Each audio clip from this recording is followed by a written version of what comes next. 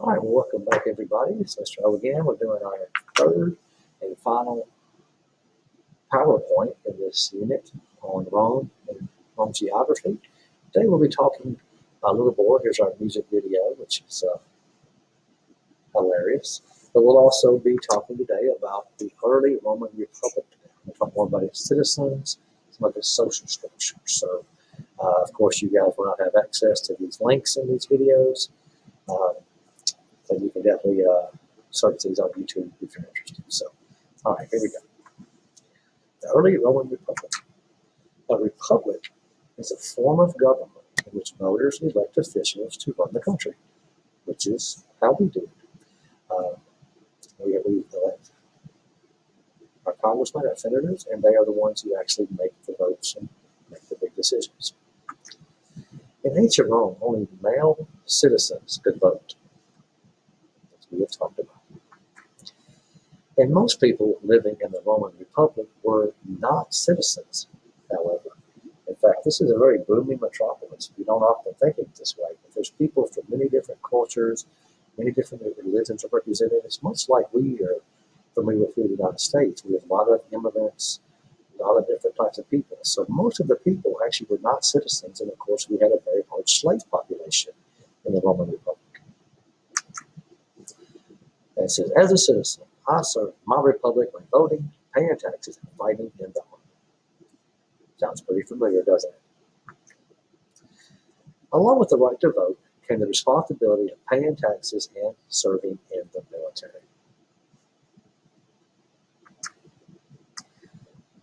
Okay, our citizens. We had two types of citizens in the early Roman Republic, the patricians and the plebeians. There we go, the two classes of citizens, patricians and plebeians. The patricians, they were made up of the nobility and the upper class. They owned land, paid taxes, the men served in the military, they could vote, and they could hold public office. They were the smallest social class, but the most powerful. They were the elite. The plebeians, they were made up of non-aristocratic landowners, merchants, farmers, shopkeepers. They could be very wealthy. They owned land and they paid taxes. The men served in the military and could vote, but could not hold public office. We see the line in the music video about a plebeian revolt. Well, this is what we're talking about, because they were not allowed to hold office. And here we see, we are citizens that can vote. We're not citizens and cannot vote. This would be liberty and the slaves. So, of our four classes, the patricians and plebeians were in the minority. Most people living in the Roman Republic were not citizens and therefore could not vote or hold office, as we see in the cartoon. They are not citizens. Many of the people living in the Roman Republic were slaves or free slaves called liberty.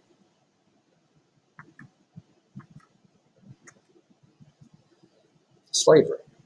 The slaves had no rights, but the work they performed became the backbone of the republic. Without slaves, there could be no republic. So while highly valuable to the republic, they still were suppressed and enslaved. The slaves were often people who had been captured in battles, but if Roman families needed money, fathers could sell their children into slavery. So, think about that idea, guys. Your parents could sell you into slavery. Slaves worked in homes, in the mines, and in the fields. They built roads, aqueducts, and buildings. Others were teachers, accountants, and craftsmen, which is somewhat ironic because these are actually very good jobs in today's society. Okay. Slaves could be freed by their owners, or they could purchase their freedom. freed slaves, or liberty, were eventually allowed to join the plebeian class and become Roman citizens. The children of free slaves were born citizens automatically, much as we do today. This is the rule we have in our country. If you're born in our country, you become a citizen. Remember, only citizens could vote, only patricians could hold office.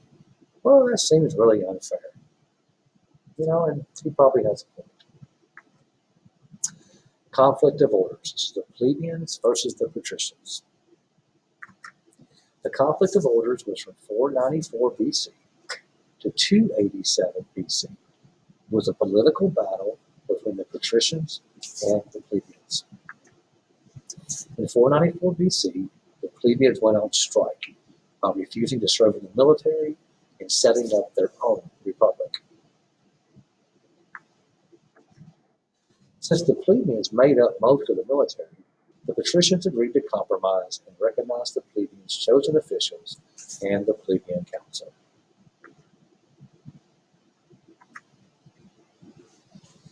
And there are 12 tables. Now, upset with the court judgments based on unwritten laws that favored the patricians, the plebeians demanded that the laws be written down. As we've seen throughout this year, starting with Hammurabi, having these laws written down, it eliminated favoritism, any kind of bigotry, any kind of special treatment. There was no confusion about what the laws were and what the punishments were for these laws. In 451 BC, the laws called the 12 Tables. They were engraved on 12 bronze tablets and displayed in the form, as you see in the artist's rendition on the right. These laws became the basis for all future Roman laws, but they only applied to Roman citizens. And the conflict of order ended in 287 BC when the plebeians gained political equality. So their fight for equality did prove successful. More rights that were given to the plebeians. As time passed, plebeians gained much more rights, such as in 455 BC, the plebeians were allowed to marry patricians. That's a large step. Debt was not punishable by slavery. Again, no more debtors' slavery. The plebeians could be elected to the magistrate positions, once reserved only for patricians. We're talking about the council, censor, praetor, aedile, and the quaesitor positions were now available. In 287 BC, the plebeian council began passing laws that applied to all citizens, not just plebeians. Plebeians could become senators. Few could actually afford to do this because it was an unpaid position, but they did have that right. Continue. Despite these changes, the republic was still dominated by a group of powerful, wealthy patricians. So we'll come back. So they did make great headway, but unfortunately, there was still that powerful elite, which we are somewhat familiar with in our country. But we don't call them the patricians, we call them the 1%. But anyway, good luck on your proposal, guys. Hope you do a great job.